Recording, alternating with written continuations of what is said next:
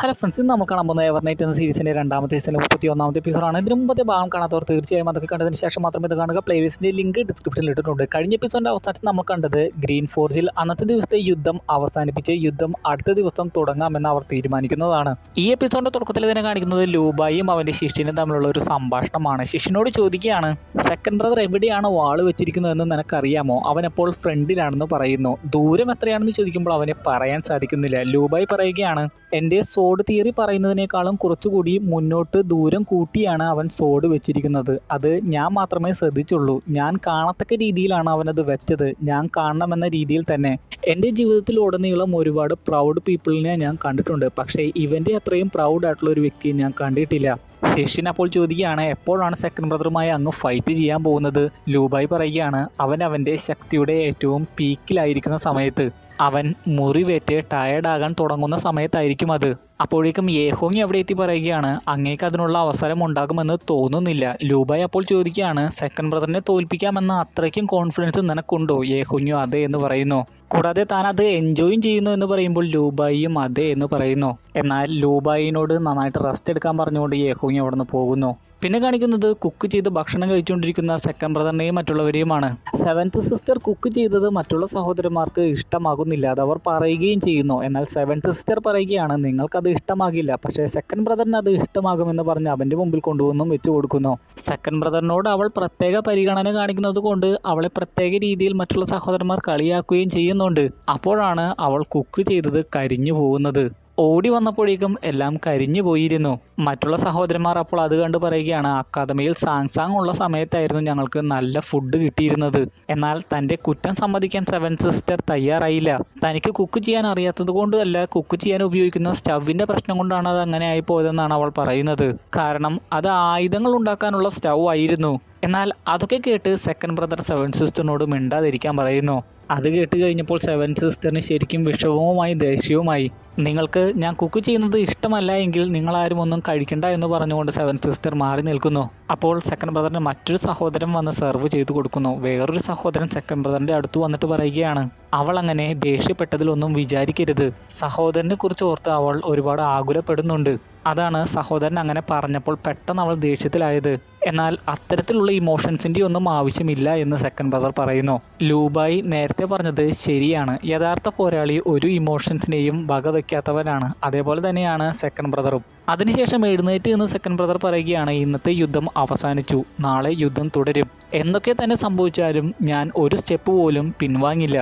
പിൻവാങ്ങുകയാണെങ്കിൽ വലിയ അനന്തരഫലമായിരിക്കും അതുവഴി ഉണ്ടാവുക. അപ്പോൾ മറ്റൊരു സഹോദരൻ പറയുകയാണ്, പക്ഷേ അതൊന്നുമല്ല എൻ്റെ പേടി.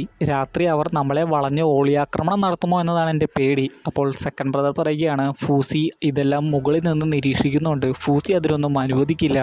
അപ്പോൾ എല്ലാവരും മുകളിൽ പ്രത്യക്ഷമായിരിക്കുന്ന ചന്ദ്രനെ നോക്കി, ടീച്ചർ ഞങ്ങൾ നിങ്ങളെ മിക്സ് ചെയ്യുന്നു എന്ന് പറയുന്നു.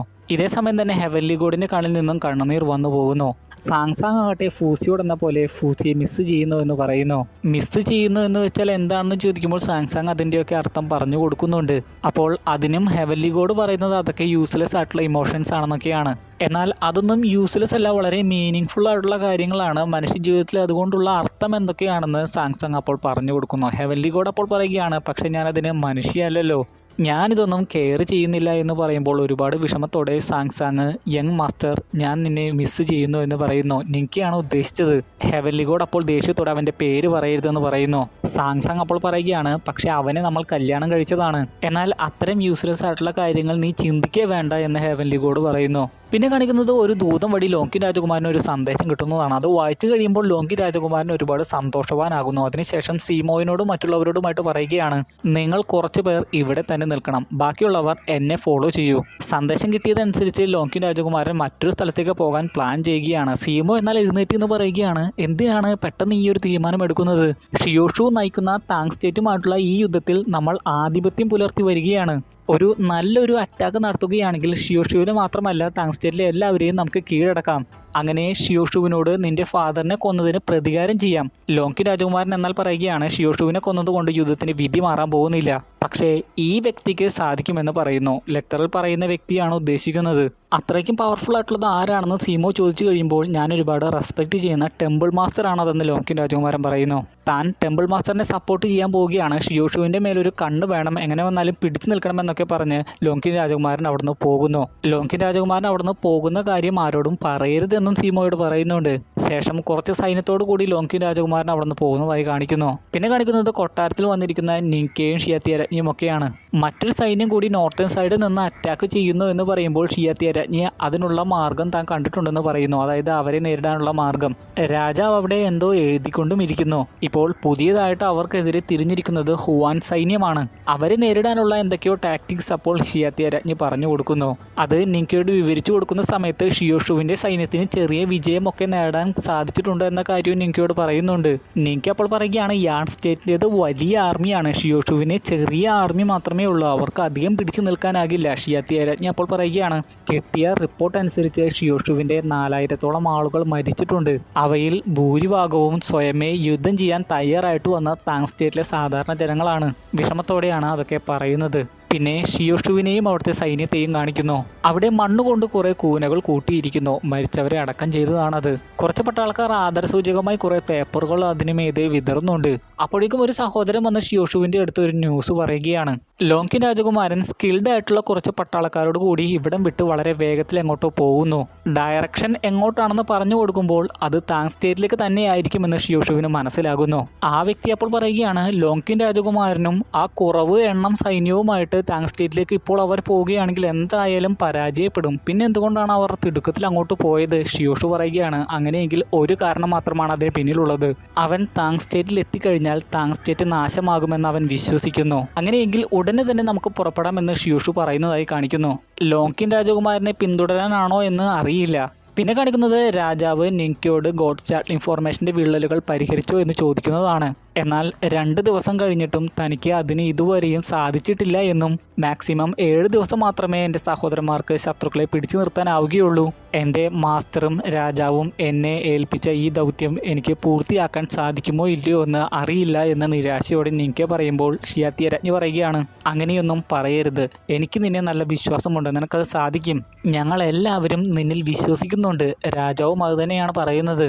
അപ്പോൾ അല്പം കോൺഫിഡൻസോടെ അത് നന്നാക്കാമെന്ന വിശ്വാസത്തോടെ അവിടുന്ന് പോവുകയാണ് നിങ്ക. പിന്നെ ഭക്ഷണം കഴിച്ചുകൊണ്ടിരിക്കുന്ന ഗ്രീൻ ഫോർജിലെ സഹോദരന്മാരെ കാണിക്കുന്നു. അടുത്ത ദിവസം ആയതുകൊണ്ട് തന്നെ യുദ്ധം ഉടനെ തന്നെ തുടങ്ങും. ഭക്ഷണം കഴിച്ചുകൊണ്ടിരിക്കുന്ന സമയത്ത് അച്ചാറ് നല്ല സൂപ്പർ ആയിരിക്കുന്നു എന്ന് മറ്റുള്ള സഹോദരന്മാർ പറയുന്നു. 7 സിസ്റ്ററിൻ്റെ കുക്കിംഗ് ഇപ്പോൾ അടിപൊളിയായിട്ടുണ്ടല്ലോ എന്ന് പറയുമ്പോൾ ഒരു സഹോദരൻ മറ്റൊരു സഹോദരനെ തട്ടുകയാണ്. എന്താണ് കാര്യമെന്ന് ചോദിക്കുമ്പോൾ ആ സഹോദരൻ പറയുകയാണ് എന്തിനാണ് നീ 7 സിസ്റ്ററിനെ കളിയാക്കുന്നത്? ഇത് സാങ് ഇവിടെ വെച്ചുകൊണ്ട് പോയതാണ്. 7 സിസ്റ്ററും ചിരിച്ചുകൊണ്ട് പറയുകയാണ് അതെ, ഇത് സാങ് ഉണ്ടാക്കിയതാണ്, അതുകൊണ്ടാണ് ഇത്രയ്ക്ക് ടേസ്റ്റ്. ഇപ്രാവശ്യം 7 സിസ്റ്റർ ദേഷ്യത്തിലല്ല.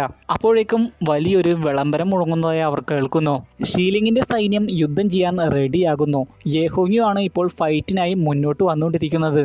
അത് കാണുന്ന സെക്കൻഡ് ബ്രദറും മറ്റുള്ളവരുമാകട്ടെ യുദ്ധത്തിന് റെഡിയാകുന്നു. യേഹോങ്യു വന്ന ഉടനെ തന്നെ വാള് മുകളിലേക്ക് ഉയർത്തി എന്തൊക്കെയോ ട്രിക്കുകൾ പ്രയോഗിക്കുന്നു. അതിനെ നേരിടുന്നതിന് വേണ്ടി സെക്കൻഡ് ബ്രദറും തൻ്റെ വാള് പുറത്തെടുത്ത് ഷീൽഡ് പോലെയാക്കുന്നു. അതിനുശേഷം പൊങ്ങി ഏറി നിൽക്കുന്ന യേഹോങ്യു തുടരെ വാളുകൾ സെക്കൻഡ് ബ്രദറിൻ്റെ നേരെ വിട്ടുകൊണ്ടിരിക്കുന്നു. താൻ ക്രിയേറ്റ് ചെയ്ത ഷീൽഡ് കൊണ്ട് അതിനെയെല്ലാം തടുക്കുന്നുണ്ടെങ്കിലും തുടരെ വാളുകൾ വന്നുകൊണ്ടേയിരിക്കുന്നു. കുറച്ചൊക്കെ അവിടെ ഇവിടെയൊക്കെ വീണ് പൊട്ടിത്തെറിയൊക്കെ ഉണ്ടാകുന്നുണ്ട്. ലൂബായ് പറഞ്ഞു കൊടുത്ത ട്രാപ്പിലാക്കുന്ന ഫോർമേഷനാണത്. ലൂബായ് പറയുകയാണ് അവൾ അറ്റാക്ക് ചെയ്യാതെ കളിക്കുകയാണ്. വിജയമല്ല അവളുടെ ലക്ഷ്യം. അറ്റാക്ക് ചെയ്യുന്നതിൽ നിന്ന് സെക്കൻഡ് ബ്രദറിനെ പിടിച്ചു നിർത്തുക, അതാണ് അവളുടെ ലക്ഷ്യം. ഷീലിങ്ങിൻ്റെ ദുഷ്ടനായിട്ടുള്ള കമാൻഡർ ആകട്ടെ ഈ അവസരം മുതലെടുത്തുകൊണ്ട് അവൻ്റെ അനുയായികളോട് അറ്റാക്ക് ചെയ്യാൻ തയ്യാറെടുക്കാൻ പറയുന്നു. അങ്ങനെ ഷീലിങ്ങിൻ്റെ സൈന്യവും അറ്റാക്ക് ചെയ്യാൻ പുറപ്പെടുന്നു. വലിയൊരു സൈന്യം തങ്ങളുടെ നേരെ വരുന്നത് കണ്ട് അത് അപകടമാണെന്ന് മനസ്സിലാക്കി മറ്റുള്ള സഹോദരന്മാർ സെക്കൻഡ് ബ്രദറിനെ രക്ഷിക്കുന്നതിന് വേണ്ടി അത് തകർക്കാൻ ശ്രമിക്കുന്നു. എന്നാൽ യേഹോങ്യുവിൻ്റെ ആ പവർഫുൾ ആയിട്ടുള്ള അറ്റാക്കിൽപ്പെട്ട അവരെല്ലാവരും തെറിച്ചു പോവുകയാണ്. സെക്കൻഡ് ബ്രദർ അതെല്ലാം കാണുന്നുണ്ട്. മറ്റുള്ള സഹോദരന്മാരിൽ മ്യൂസിക് വായിക്കുന്ന സഹോദരന്മാർക്ക് വലിയ പരിക്കൊന്നും ഏറ്റില്ല. അതുകൊണ്ട് തന്നെ പാഞ്ഞു വരുന്ന സൈന്യത്തെ നേരിടാൻ അവർ മുന്നോട്ട് വരുന്നു. എന്നാൽ യേഹോങ്യു അപ്പോഴേക്കും താഴെ ഇറങ്ങി ആ മ്യൂസിക് വായിക്കുന്ന സഹോദരന്മാരെ അറ്റാക്ക് ചെയ്യാൻ സാധിക്കാത്ത വിധം എന്തൊക്കെയോ ചെയ്യുന്നു. അവരെ മൂവ്മെൻറ്റ്സ് ഒന്നും എടുക്കാൻ പറ്റാത്ത രീതിയിലാണ് ആക്കുന്നത്. യേഹോങ്യു വിട്ട അമ്പുകളാകട്ടെ ഇപ്പോഴും സെക്കൻഡ് ബ്രദറിനെ മൂടിയിരിക്കുകയാണ്. അല്പം കഴിയുമ്പോൾ മ്യൂസിക് വായിക്കുന്ന സഹോദരന്മാർ തെറിച്ചു പോയി വീഴുന്നു. അത് കണ്ടപ്പോൾ സെക്കൻഡ് ബ്രദറിന് കൂടുതലായിട്ട് ക്ഷമിച്ചു നിൽക്കാനായില്ല. അവൻ്റെ സർവ്വശക്തിയും എടുത്ത് യേഹോങ്യുവിൻ്റെ ആ ഫോർമേഷൻ തകർത്ത് അവൻ പുറത്തു കടക്കുന്നു. അവൻ്റെ ഷീൽഡ് ഇതേ സമയം പ്രത്യേക നിറമാകുന്നുണ്ട്. ഷീൽഡ് ഉണ്ടായതുകൊണ്ടായിരിക്കണം ആ അറ്റാക്ക് നല്ലവണ്ണം അവനെ ഏൽക്കാതിരുന്നത്. അതിനുശേഷം മ്യൂസിക് വായിക്കുന്ന സഹോദരന്മാരെ അവിടുന്ന് മാറ്റി സെക്കൻഡ് ബ്രദർ ആ പട്ടാളത്തെ നേരിടുന്നു. അതിനുശേഷം സെക്കൻഡ് ബ്രദർ ശക്തമായിട്ട് വാള് വീശി കഴിഞ്ഞപ്പോൾ വലിയൊരു സൈന്യം തന്നെ ഇല്ലാതായി. പവർഫുൾ ആയിട്ടുള്ള അറ്റാക്കിന് മുമ്പിൽ ആ സൈന്യത്തിന് പിടിച്ചു നിൽക്കാനായില്ല. യേഹോങ്യു പോലും ആ അറ്റാക്ക് കിട്ടിക്കഴിയുമ്പോൾ ഒന്ന് തെറിച്ചു പോകുന്നുണ്ട്. അങ്ങനെ വലിയൊരു സൈന്യത്തെ ഒറ്റക്ക് നേരിട്ട് സെക്കൻഡ് ബ്രദർ തിരികെ വരുന്നു. ഇതുവഴി വലിയൊരു ഡാമേജ് തന്നെ ഷീലിങ്ങിനെ ഏൽപ്പിക്കാൻ സെക്കൻഡ് ബ്രദറിന് സാധിച്ചു. ലൂബായുടെ ശിഷ്യൻ അപ്പോൾ ലൂബായോട് ചോദിക്കുകയാണ്, യേഹോങ്യു ഇതിൽ പരാജയപ്പെട്ടോ അല്ലെങ്കിൽ വിജയിച്ചോ? ലൂബായ് പറയുകയാണ്, പരാജയപ്പെട്ടിട്ടുമില്ല വിജയിച്ചിട്ടുമില്ല. യേഹോങ്യു അവളുടെ ശക്തി ഉപയോഗിച്ച് സെക്കൻഡ് ബ്രദറിനെ തടവിലാക്കി. എന്നാൽ മ്യൂസിക് വായിക്കുന്ന സഹോദരന്മാർ ഫൈറ്റ് ചെയ്യാൻ പറ്റാത്ത അവസ്ഥയിലായതുകൊണ്ട് തന്നെ അവരെ രക്ഷിക്കുന്നതിന് വേണ്ടി ഉപയോഗിക്കാൻ പാടില്ലാത്ത ഒരു ട്രിക്ക് ഉപയോഗിച്ച് സെക്കൻഡ് ബ്രദർ യേഹോങ്യുവിൻ്റെ ആ ട്രാപ്പിൽ നിന്ന് രക്ഷപ്പെട്ടു. അൺയൂഷ്വൽ മെത്തേഡ് എന്നാണ് ലൂബായ് അതിനെ ഇവിടെ സൂചിപ്പിക്കുന്നത്. ഇങ്ങനെ ചെയ്തതുകൊണ്ട് തന്നെ സെക്കൻഡ് ബ്രദറിന് അതിൻ്റെ അനന്തരഫലങ്ങൾ അനുഭവിക്കേണ്ടി വരും. യേഹോങ്യുവിൻ്റെയും ലക്ഷ്യം അതുതന്നെയായിരുന്നു. അതുകൊണ്ടാണ് വിജയിക്കുമെന്ന് അവൾക്ക് അത്രയ്ക്കും ഉറപ്പുണ്ടായത്. യേഹോങ്യു ആകട്ടെ ഇതേ സമയം തിരികെ വന്നിട്ട് പറയുകയാണ്, അക്കാദമി ഇപ്പോൾ വീക്കാണ്, അവരെ അറ്റാക്ക് ചെയ്തോളൂ, നമ്മൾ തീർച്ചയായും വിജയിക്കും. ദുഷ്ടനായിട്ടുള്ള കമാൻഡറും അറ്റാക്ക് തുടരാൻ ഉത്തരവിടുന്നു. സെക്കൻഡ് ബ്രദർ ആകട്ടെ തിരികെ എത്തിക്കഴിഞ്ഞപ്പോൾ മ്യൂസിക് വായിക്കുന്ന സഹോദരന്മാരെ നല്ലവണ്ണം ട്രീറ്റ് ചെയ്യാൻ പറയുകയായിരുന്നു. അപ്പോഴേക്കും ഷീലിങ്ങിൻ്റെ വലിയൊരു സൈന്യം അവരുടെ നേരെ വരുന്നതായി കാണുന്നു. സെക്കൻഡ് ബ്രദർ അപ്പോൾ പറയുകയാണ്, ഈ ഒരു അവസ്ഥയിൽ നിങ്ങൾക്ക് എന്തായാലും ഫൈറ്റ് ചെയ്യാൻ പറ്റില്ല. എന്നാൽ മറ്റുള്ള സഹോദരന്മാർ പറയുകയാണ്, നിങ്ങളുടെ കൂടെ മരിക്കേണ്ടി വന്നാലും ഞങ്ങൾക്ക് ഒരു കുഴപ്പവുമില്ല, ഞങ്ങൾക്ക് ഒരു പേടിയുമില്ല എന്ന് പറയുമ്പോൾ സെക്കൻഡ് ബ്രദർ പറയുകയാണ്, ഞാൻ പറഞ്ഞാൽ അപ്പോൾ നിങ്ങൾ അനുസരിക്കില്ലല്ലേ, നിങ്ങളോട് സ്ട്രിക്റ്റ് ആകാത്തതിൻ്റെതാണ്. എന്നിട്ടും അവർ അത് കേൾക്കാൻ തയ്യാറാകുന്നില്ല. മരിച്ച് അവർ ഫൂസിയെ കാണാമല്ലോ എന്നൊക്കെ പറയുന്നു. എന്നാൽ മറ്റൊരു സഹോദരൻ നമ്മൾ മരിക്കില്ല എന്നൊക്കെ പറയുന്നു. അപ്പോഴേക്കും മ്യൂസിക് വായിക്കുന്ന സഹോദരൻ്റെ കയ്യിൽ നിന്ന് അവൻ്റെ മ്യൂസിക്കൽ ഇൻസ്ട്രുമെൻറ്റ്സ് പാഞ്ഞു പോവുകയാണ്. അത് എടുത്തുകൊണ്ട് പോയത് വേറെ ആരുമായിരുന്നില്ല, ഫസ്റ്റ് ബ്രദർ ആയിരുന്നു. ഫസ്റ്റ് ബ്രദറിനെ കണ്ട് എല്ലാവരും അത്ഭുതപ്പെടുന്നു. മാസ് എൻട്രിയിൽ വന്ന ഫസ്റ്റ് ബ്രദർ ആ വലിയ സൈന്യത്തെ നിഷ്പ്രയാസം നേരിടുന്നു. ആ മ്യൂസിക്കൽ ഇൻസ്ട്രുമെൻ്റ് വായിച്ചുകൊണ്ട് തന്നെയാണ് അവരെ നേരിട്ടത്. എന്നാൽ ഇപ്രാവശ്യം അതിൽ നിന്ന് വന്ന ശക്തി വളരെ വളരെ പവർഫുള്ളായിരുന്നു. കാരണം അതേമാതിരിയായിരുന്നു ഷീലിങ്ങിൻ്റെ സൈന്യം തെറിച്ചു പോയത്. അത് കണ്ട് യേഹോങ്യു ഞെട്ടുന്നു. അതിനുശേഷം ആ മ്യൂസിക്കൽ ഇൻസ്ട്രുമെൻറ്റ്സ് അവർക്ക് തന്നെ തിരികെ കൊടുത്ത് ഗുഡ് ജോബ് എന്ന് പറഞ്ഞുകൊണ്ട് ഫസ്റ്റ് ബ്രദർ അവിടെ നിന്ന് അപ്രത്യക്ഷമാകുന്നു. അതിനുശേഷം ഫസ്റ്റ് ബ്രദർ പാഞ്ഞു ചെന്ന് ഷീലിങ്ങിലെ ദുഷ്ടനായിട്ടുള്ള ആ കമാൻഡറിനെ ഇടിച്ചു തെറിപ്പിക്കുന്നു. ആക്രമണമേറ്റ ദുഷ്ടനായിട്ടുള്ള ആ കമാൻഡർ കിളി പോയ അവസ്ഥയിലാകുന്നുണ്ട്. ആ അറ്റാക്കിൽ അവിടെ ഉണ്ടായിരുന്ന രഥങ്ങളും തെറിച്ചു പോകുന്ന യേഹോങ്യു ഒരു വിധത്തിലാണ് കറങ്ങി വന്ന് ലാൻഡ് ചെയ്യുന്നത്. ലൂബായുടെ ശിഷ്യൻ അപ്പോൾ ഫസ്റ്റ് ബ്രദറിൻ്റെ നേരെ വാള് നീട്ടുന്നു. എന്നാൽ ലൂബായി ഫസ്റ്റ് ബ്രദറിനോട് സംസാരിക്കുന്നു. ഫസ്റ്റ് ബ്രദർ ലൂബായിയെ വണങ്ങുകയും ചെയ്യുന്നു. അതിനുശേഷം ഉടനെ തന്നെ അവിടുന്ന് അപ്രത്യക്ഷമായപ്പോൾ തന്നെ ടെമ്പിൾ മാസ്റ്റർ അവിടെ പ്രത്യക്ഷമായി. ടെമ്പിൾ മാസ്റ്റർ ഫസ്റ്റ് ബ്രദറിൻ്റെ പിന്നാലെയാണല്ലോ. ഇങ്ങനത്തെ ഒരു രീതിയിലാണ് അവർ തമ്മിൽ അറ്റാക്ക് നടത്തുമെന്നാണ് തോന്നുന്നത്. എന്തൊക്കെ വന്നാലും ടെമ്പിൾ മാസ്റ്റർ അവിടെ എത്തിയപ്പോൾ ഫസ്റ്റ് ബ്രദർ അവിടെ നിന്ന് അപ്രത്യക്ഷമായിട്ടുണ്ടായിരുന്നു. ടെമ്പിൾ മാസ്റ്ററിനെ കണ്ടു കഴിയുമ്പോൾ യേഹോങ്യുവും മറ്റുള്ളവരും ഒക്കെ വണങ്ങുന്നു. ടെമ്പിൾ മാസ്റ്റർ ആകട്ടെ കുറച്ച് ദേഷ്യത്തിലാണ്. അതുകൊണ്ട് തന്നെ മുന്നോട്ട് വന്ന് കുറേ വാളുകൾ മുകളിലേക്ക് എറിയുന്നു. ആ വാളുകൾ തങ്ങളുടെ മേൽ പതിച്ച് വലിയ ഡാമേജ് തന്നെ ഉണ്ടാക്കുമെന്ന് മനസ്സിലാക്കി ഫോർത്ത് ബ്രദർ തൻ്റെ കയ്യിലുണ്ടായിരുന്ന പ്രത്യേക ശക്തി മുകളിലേക്ക് വിടുന്നു. അതൊരു പ്ലേറ്റ് രൂപത്തിലാകുന്നു. അവൻ്റെ കയ്യിലുള്ള ഹീഷാൻ പ്ലേറ്റ് എന്നാണ് അത് അറിയപ്പെടുന്നത്. ലൂബായ്ക്ക് അത് മനസ്സിലാവുന്നുണ്ട്. മറ്റുള്ള സഹോദരന്മാർ പറയുകയാണ്, നമ്മൾ ഇനി എന്ത് ചെയ്യും? ഫോർത്ത് ബ്രദറിനെ അതിനെ അധികം നേരം പിടിച്ചു നിർത്താനാകില്ല. സെക്കൻഡ് ബ്രദർ പറയുകയാണ്, ടെമ്പിൾ മാസ്റ്ററിൻ്റെ ആ വാളിനെ തടുക്കണമെങ്കിൽ ടെമ്പിൾ മാസ്റ്റർ തന്നെ മരിക്കണം. അപ്പോൾ സെവൻത്ത് സിസ്റ്റർ പറയുകയാണ്, അതിനിവിടെ ഫൂസി ഇല്ലല്ലോ. സെക്കൻഡ് ബ്രദർ അപ്പോൾ പറയുകയാണ്, അതൊന്നും എനിക്കറിയില്ല, ആരെങ്കിലും അവനെ കൊന്നേ മതിയാകൂ, എങ്കിൽ മാത്രമേ ഈ യുദ്ധമൊക്കെ അവസാനിക്കുകയുള്ളൂ. ഈ യുദ്ധം പോലും ശരിക്കും അതിനുള്ള പ്രിപ്പറേഷൻ ആയിരുന്നു. സെവൻത്ത് സിസ്റ്റർ പറയുകയാണ്, അതിന് ഒന്നിന് മാത്രമേ സാധിക്കുകയുള്ളൂ, ഗോഡ് സ്റ്റാർട്ട്ലിംഗ് ഫോർമേഷന്. സെക്കൻഡ് ബ്രദർ പറയുകയാണ്, ശരിയാണ്, അതിനെയാണ് എല്ലാവരും ഉറ്റുനോക്കിക്കൊണ്ടിരിക്കുന്നത്, ക്യാപിറ്റലിനെയാണ് ഇപ്പോൾ എല്ലാവരും ഉറ്റുനോക്കുന്നത്. ഫസ്റ്റ് ബ്രദർ ആകട്ടെ അവിടുന്ന് പ്രത്യക്ഷമായത് പിയുടെ അങ്കിൾ നിൽക്കുന്ന സ്ഥലത്തായിരുന്നു. അവൻ ഫോർമേഷൻ ഉണ്ടാക്കി വെച്ചതിൻ്റെ അടുത്ത് തന്നെയാണ് പ്രത്യക്ഷമായത്. അപ്പോഴേക്കും ഫസ്റ്റ് ബ്രദർ തീർച്ചയായും അവിടെ എത്തുമെന്ന് മനസ്സിലാക്കിയായിരിക്കണം ടെമ്പിൾ മാസ്റ്ററും അവിടെ പ്രത്യക്ഷമാകുന്നു. ഫസ്റ്റ് ബ്രദർ ആകട്ടെ അത് ഫോർമേഷനാണെന്ന് മനസ്സിലാക്കാതെ നടന്ന് ആ ഫോർമേഷൻ്റെ ഉള്ളിലേക്ക് നടക്കുന്നു.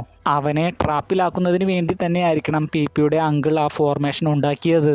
അല്ലാതെ ഇത്രയും പവർഫുൾ ആയിട്ടുള്ള ആരെയാണ് അവർക്ക് ട്രാപ്പിലാക്കേണ്ടത്? ടെമ്പിൾ മാസ്റ്റർ ചോദിക്കുകയാണ്, നിന്റെ സഹോദരന്മാർ അവിടെ ഫൈറ്റ് ചെയ്യുകയാണ്, അവരെ സഹായിക്കാതിരിക്കുന്നത് ശരിയാണെന്ന് എനിക്ക് തോന്നുന്നുണ്ടോ? അതുകൂടാതെ 2 ദിവസമായിട്ട് നീ ലോകം മുഴുവനും ചുറ്റി സഞ്ചരിക്കുകയായിരുന്നില്ലേ? ഫസ്റ്റ് ബ്രദർ അപ്പോൾ പറയുകയാണ്, ഞാൻ നിർബന്ധപൂർവ്വം ടെമ്പിൾ മാസ്റ്ററിനെ ഇങ്ങോട്ട് കൊണ്ടുവന്നതാണ്. ടെമ്പിൾ മാസ്റ്റർ അപ്പോൾ ചോദിക്കുകയാണ്, ഞാൻ നിന്നെ ഫോളോ ചെയ്യുമെന്ന് നിനക്ക് അത്രയ്ക്കും ഉറപ്പ് എന്താണ്? ഫസ്റ്റ് ബ്രദർ അപ്പോൾ പറയുകയാണ്, ഷീലിംഗ് പോലും ഒരു നിധിയായിട്ട് കണക്കാക്കുന്ന ബുക്കാണ് ഓൾമൈറ്റി ബുക്ക്.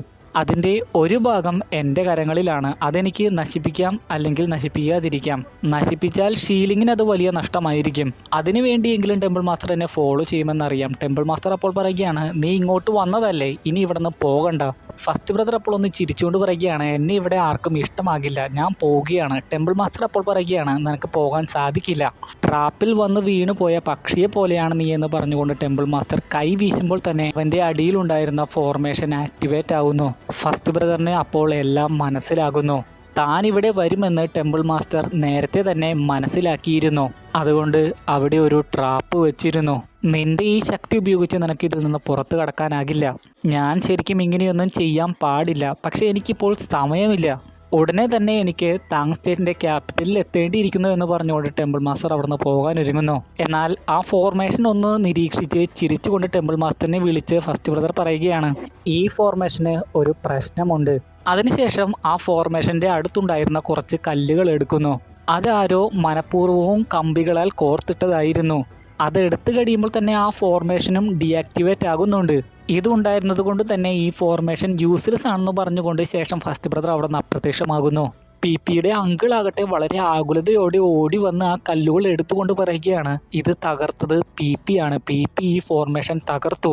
ദേഷ്യത്തോടെ അവിശ്വസ്തനായിട്ടുള്ള മകൻ എന്ന് പറഞ്ഞുകൊണ്ട് ടെമ്പിൾ മാസ്റ്ററും അവിടെ നിന്ന് അപ്രത്യക്ഷമാകുന്നു.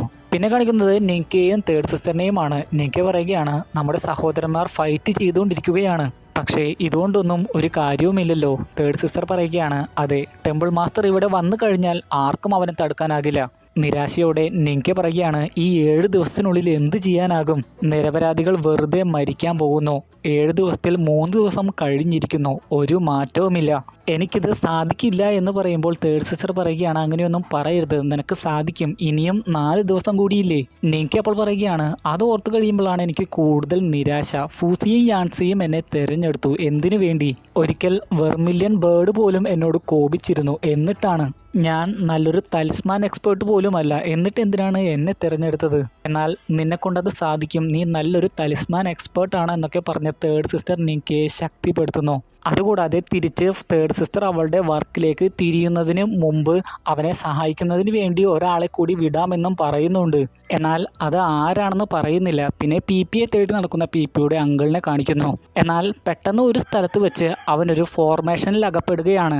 അവൻ നേരത്തെ ഉണ്ടാക്കിയ വളരെ പവർഫുൾ ആയിട്ടുള്ള ആ ഫോർമേഷനിൽ തന്നെ. കുറച്ച് അകലെയായിട്ടിരിക്കുന്ന പി അപ്പോൾ അങ്കിളിൻ്റെ പേര് വിളിച്ചൊന്ന് ചിരിക്കുന്നുണ്ട്. അങ്കിൾ അപ്പോൾ അവനോട് പറയുകയാണ്, ഒറ്റ നോട്ടത്തിൽ തന്നെ ആ ഫോർമേഷൻ നീ പഠിച്ചുവല്ലേ, നീ ശരിക്കും ടെമ്പിൾ മാസ്റ്ററിൻ്റെ മകൻ തന്നെ. പി അപ്പോൾ വിഷമത്തോടെ പെട്ടെന്ന് പറയുകയാണ്, ഈ ടൈറ്റിൽ എനിക്ക് എപ്പോഴും ഒരു ഭാരം തന്നെയാണ്. എനിക്ക് ശരിയെന്ന് തോന്നുന്നത് മാത്രമേ ഞാൻ ചെയ്യുന്നുള്ളൂ. ഇപ്പോൾ പോലും അങ്ങയെ ട്രാപ്പിലാക്കിയിരിക്കുന്നത് ഇവിടെ നിന്ന് എനിക്ക് പോകാൻ വേണ്ടി തന്നെയാണ്. അതിനുശേഷം അവൻ്റെ സഞ്ചിയുമായി അവൻ അവിടെ നിന്ന് പോകാൻ ഒരുങ്ങുന്നു. അങ്കിൾ അപ്പോൾ ചോദിക്കുകയാണ്, താങ് സ്റ്റേറ്റിലേക്ക് പോവുകയാണോ? അതിനു മുമ്പ് ഒരു കാര്യം കൂടി, ഫസ്റ്റ് ബ്രദർ ഇവിടേക്ക് വരുമെന്ന് നിനക്ക് എങ്ങനെ മനസ്സിലായി? പി പറയുകയാണ്, ഈ ഫോർമേഷനെ കുറിച്ച് ബുക്ക് വായിച്ചാണ് എനിക്ക് മനസ്സിലായത്.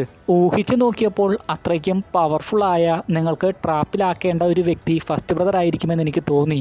അവൻ്റെ അങ്കിൾ അപ്പോൾ ചോദിക്കുകയാണ്, അപ്പോൾ ആ ഫോർമേഷൻ തകർക്കേണ്ടത് എങ്ങനെയാണെന്ന് നിനക്ക് എങ്ങനെ മനസ്സിലായി? പി പറയുകയാണ്, അത് എൻ്റെ വെറും ഊഹമായിരുന്നു, അത് ശരിയായി. അതൊക്കെ കേട്ട് ആശ്ചര്യപ്പെട്ട് അവൻ്റെ അങ്കിൾ പറയുകയാണ്, നിൻ്റെ ഈ വിസ്ഡം നല്ല കാര്യങ്ങൾക്ക് വേണ്ടി ഉപയോഗിക്കുകയാണെങ്കിൽ നിൻ്റെ ഫാദർ എത്രമാത്രം ഹാപ്പി ആയനെ. പി അപ്പോൾ പറയുന്ന ഒരു കാര്യമുണ്ട്, എന്താണ് തെറ്റ്, എന്താണ് ശരി, എല്ലാത്തിനും എപ്പോഴും ഒരു എതിർവശമുണ്ടാകും, അതും നമ്മൾ കാണേണ്ടതുണ്ട്. പിന്നെ കാണിക്കുന്നത് നിങ്കയ്ക്ക് തേർഡ് സിസ്റ്റർ സഹായത്തിനായി കൊണ്ടുവന്ന ആ വ്യക്തിയെ കാണിച്ചു കൊടുക്കുന്നതാണ്. അത് വേറെ ആരുമായിരുന്നില്ല, ബുക്ക് മാനിയാക്ക് ആയിരുന്നു. പരസ്പരം കണ്ടു കഴിയുമ്പോൾ അവർക്ക് രണ്ടുപേർക്കും ഒരുപാട് സന്തോഷമാകുന്നു. നിക്കി ചോദിക്കുകയാണ്, നിനക്ക് എങ്ങനെയുണ്ട്? നിന്റെ പോലെ തന്നെ ഇപ്പോഴും ജീവനോടെ ഉണ്ടെന്ന് ബുക്ക് മാനിയാക്ക് പറയുന്നു. അതിനുശേഷം നിന്റെ കണ്ണ് എങ്ങനെയുണ്ടെന്ന് ചോദിക്കുമ്പോൾ നിക്കി കൊടുത്ത ആ കണ്ണട ഉപയോഗിച്ച് നിക്കിയെ നോക്കുന്നു. അപ്പോൾ മങ്ങിയിരിക്കുന്ന കാഴ്ചകൾ ക്ലിയർ ആയിട്ട് വരുന്നതായി കാണാം. അതായത് അവളുടെ കണ്ണിന് ഇപ്പോഴും പ്രശ്നമുണ്ട്. വ്യക്തമായിട്ട് കാര്യങ്ങൾ കാണണമെങ്കിൽ നിക്കിയുടെ ആ കണ്ണട ഉപയോഗിക്കണം. നിക്കിക്ക് അത് കണ്ടു കഴിയുമ്പോൾ സന്തോഷമാകുന്നു. പിന്നെ അതിനുശേഷം വന്നുകൊണ്ടിരിക്കുന്ന പിയെ കാണിക്കുന്നു. ടാങ് സ്റ്റേറ്റിനെ ലക്ഷ്യം വെച്ചുകൊണ്ടായിരിക്കണം അവൻ വന്നുകൊണ്ടിരിക്കുന്നത്. വീണ്ടും ഗ്രീൻ ഫോർജിലെ ഫൈറ്റ് കാണിക്കുന്നു. മറ്റുള്ള സഹോദരന്മാർ ടെമ്പിൾ മാസ്റ്ററിന്റെ വാളിനെ തടുത്തുകൊണ്ടിരിക്കുകയാണ്. അതായത് ഫോർത്ത് ബ്രദറിന്റെ കൈ താഴാതെ സപ്പോർട്ട് ചെയ്ത് പിടിച്ചുകൊണ്ടിരിക്കുന്നു. ആദ്യം അവൻ അത് ഒറ്റയ്ക്ക് പിടിച്ചതാണ്. എന്നാൽ അല്പം കഴിഞ്ഞ് അവൻ വീഴാനും ടയേർഡാകാനും ചോര തുപ്പാനും തുടങ്ങിയപ്പോഴാണ് മറ്റുള്ള സഹോദരന്മാർ സപ്പോർട്ട് ചെയ്യാൻ തുടങ്ങിയത്. അവൻ ആവശ്യമായ മെഡിസിനും കൊടുക്കുന്നുണ്ട്. സെക്കൻഡ് ബ്രദർ ഇതേ സമയം പറയുകയാണ്, ഇന്ന് നിങ്ങൾ റെസ്റ്റ് എടുക്കണം, കാരണം നാളെ ഇതിലും ഹാർഡായിരിക്കും. അതിനുശേഷം പരസ്പരം സപ്പോർട്ട് ചെയ്യുകയാണെങ്കിൽ ഇതിൻ്റെ ഭാരം കുറയുമെന്ന് പറഞ്ഞ് അവരെ സെക്കൻഡ് ബ്രദറും അവൻ്റെ വാൾ ഉപയോഗിച്ച് സഹായിക്കുന്നു. വാളിൽ നിന്ന് എന്തൊക്കെയോ ശക്തി പുറപ്പെടുന്നതായി കാണാം. പലപ്പോഴായി അവൻ്റെ കൈ താഴ്ന്നു പോകുന്നുണ്ട് ഫോർത്ത് ബ്രദറിൻ്റെ. എന്നിട്ടും ഒരു വിധത്തിൽ കഷ്ടപ്പെട്ട് കൈ ഉയർത്തുന്നു. ഷീലിങ്ങിലെ ദുഷ്ടനായിട്ടുള്ള കമാൻഡർ ഇതേ സമയം യേഹോങ്യുവിനോട് ചോദിക്കുകയാണ്, എന്തുകൊണ്ടാണ് അവർ അറ്റാക്ക് ചെയ്യാത്തത്? ഇപ്രാവശ്യം അറ്റാക്ക് ചെയ്യുകയാണെങ്കിൽ തീർച്ചയായും പരാജയപ്പെടുമെന്ന് അവർക്ക് നന്നായിട്ടറിയാം. പരാജയപ്പെടുമെന്ന ഭയമുള്ളതുകൊണ്ടാണ് അവർ അറ്റാക്ക് ചെയ്യാത്തത്. ഇവർ കൂടി ഇല്ലാതായി കഴിഞ്ഞാൽ പിന്നെ നമ്മളെ എതിർക്കാൻ ആരും തന്നെ ഉണ്ടാകില്ല. ടാങ് സ്റ്റേറ്റിനെ നമുക്ക് എളുപ്പത്തിൽ കീഴടക്കാം. പിന്നെ കാണിക്കുന്നത് നിക്കി ബുക്ക് മാനിയാക്കിൻ്റെ കൂടെ വന്ന് ആ ഫോർമേഷൻ കീ അതിൻ്റെ യഥാർത്ഥ സ്ഥാനത്ത് വെക്കുന്നതാണ്. അപ്പോഴേക്കും ആ ഫോർമേഷൻ പ്രത്യക്ഷമാവുകയും ഈ എപ്പിസോഡ് അവസാനിക്കുകയും ചെയ്യുന്നു. ഇതോടെ ഈ എപ്പിസോഡ് ഇവിടെ കഴിഞ്ഞിരിക്കുകയാണ്. അടുത്ത വീഡിയോയുമായി നമ്മൾ ഉടനെ തന്നെ കാണും. അതുവരെ ഗുഡ് ബൈ.